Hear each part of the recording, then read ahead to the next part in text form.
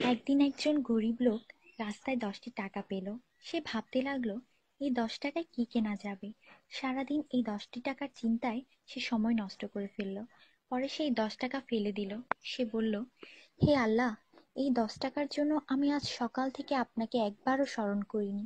সেই সব লোক আপনাকে কিভাবে স্মরণ করে যাদের লাখ টাকা আছে? আল্লাহ সুদ হারাম করে দিয়েছেন, আমরা ব্যাংক বানিয়েছি। আল্লাহ জীবনকে সীমিত করেছেন, আমরা ঘড়ি বানিয়েছি। আল্লাহ পর্দার হুকুম দিয়েছেন, আমরা টিভি, ডিভিডি, ডিশ দিয়ে বেহায়ামি সর্বসাধারণের জন্য করে দিয়েছি। আল্লাহ বলেন, কোরআনে তোমাদের সফলতা, আমরা অক্সফোর্ডের বইকে সফলতা বানিয়ে নিয়েছি। আল্লাহ মিথ্যা বলা নিষেধ করেছেন, আর আমরা এপ্রিল ফুল পালন করা শুরু করে দিয়েছি। আল্লাহ বৃদ্ধ বয়সে মা বাবার সেবা করতে বলেছেন, আমরা বৃদ্ধাশ্রম বানিয়ে ফেলেছি।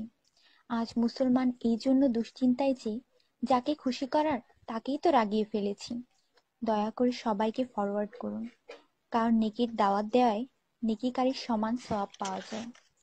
একটু ভাবুন, আজান যখন হয় তখন টিভির ভলিউম কমানো হয়, কিন্তু নজর টিভিতেই থাকে। আর মনে মনে বলি, আজান যাতে তাড়াতাড়ি শেষ হয়। এতেই কি আজানের মর্ম? আপনি নিজে আপনার মনকে প্রশ্ন করুন। আজানের জবাব দেওয়ার চেষ্টা করুন, যাতে মৃত্যুর পর কালিমা তাইয়্যিবা আমাদের নসিব হয়। অনুরোধ, এই মেসেজটি সবার কাছে পৌঁছে দিন। বন্ধুরা, আমাদের দাওয়াতে যদি কেউ না আসে, আমরা রাগান্বিত হই। আল্লাহর পক্ষ থেকে আমাদের জন্য প্রতিদিন 5 বার দাওয়াত আসে, আর আমরা নামাজ পড়ি না।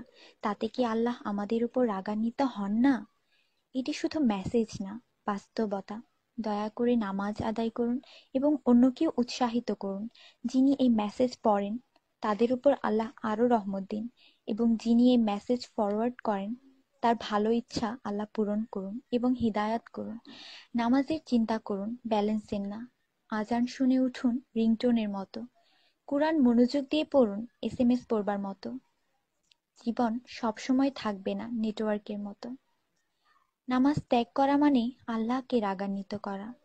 ফজর 6 মিনিট, জোহর 15 মিনিট, আসর 8 মিনিট, মাগরিব 10 মিনিট, এশা 18 মিনিট, মোট 57 মিনিট।